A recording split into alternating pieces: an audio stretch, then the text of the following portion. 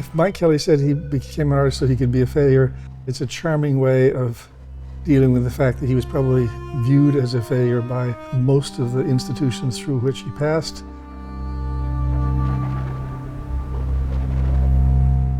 And by most of the social groups that he was in. He was a misfit. He was a total misfit, and his art is the rallying point for other misfits.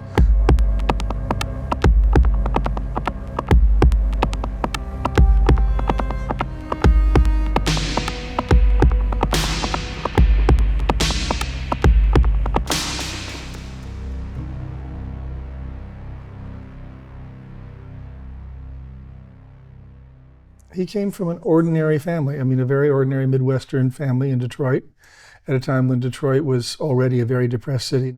And his father worked as a janitor for, institutions.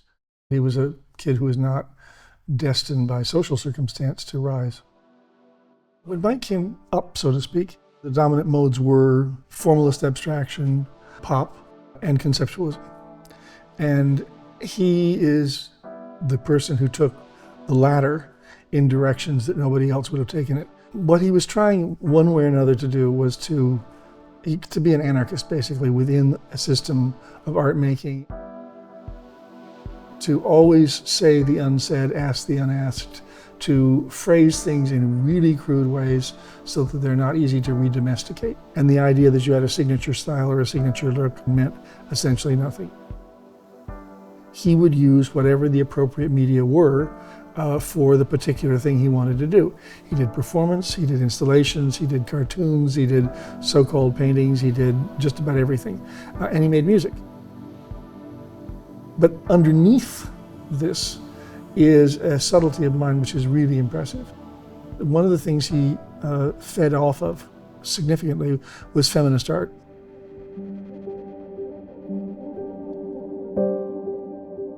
He was interested in a masculine version of what feminism did. And one of the things that Miriam Schapiro, who was one of the leaders of the feminist movement in Los Angeles at that time, did was called femage, which was basically a kind of woven work that used all the connotations of woman's work in reverse, and sort of to celebrate those things that were denigrated because they were merely women's work. She raised them up. This in turn bred in Mike an affinity for all the kinds of handcrafts women predominantly make.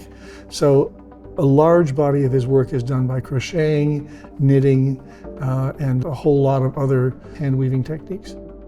There's a side of Mike that was incredibly gentle, actually, and sweet. And I think people fail to see that sometimes too. There's a piece that he did called More Love Hours Than Can Ever Be Repaid.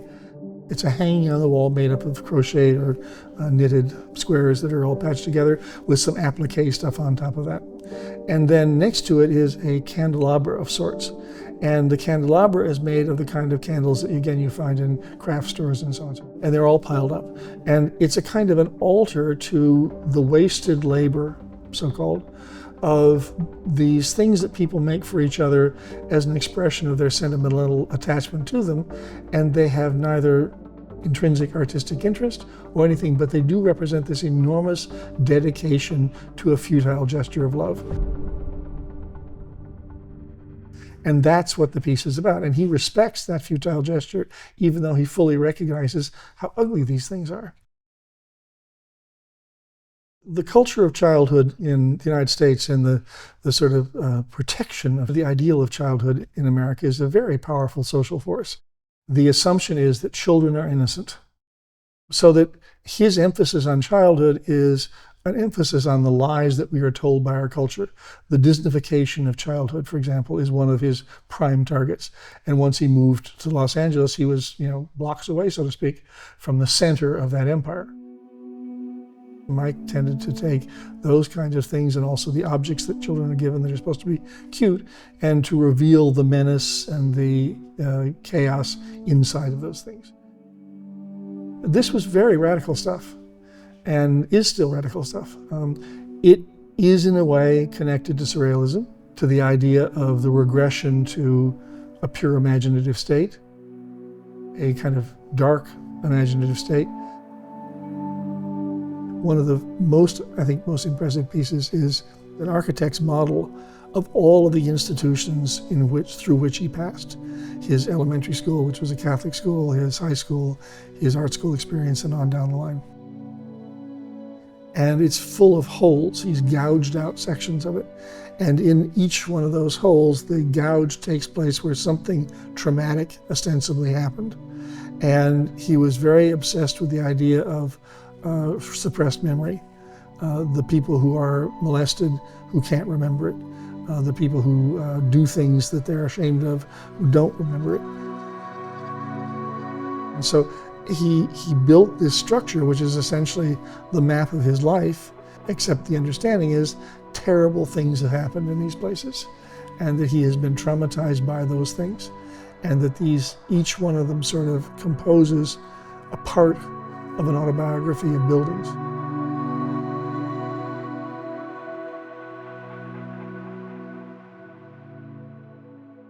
Mike's professional life, if you will, is a very complicated affair because he made art that wasn't really very collectible in many ways. Now, the Europeans liked it because it was so American, right?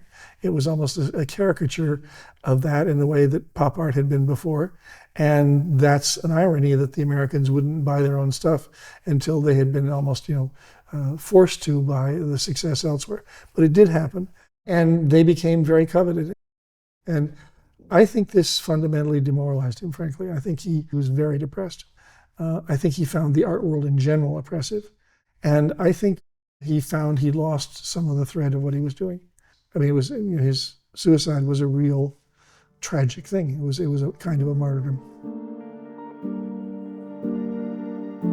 If you think of Mike as an extremely sophisticated, but also essentially lonely man who was trying to work out his unhappiness in a way that was not corny expressionism, but was expressionism of a different order, an expressionism transmuted by the grotesque rather than an expressionism that was trying to be true to itself in some way. Then he's a kind of Jackson Pollock-like figure, and I think he's as important as Jackson Pollock.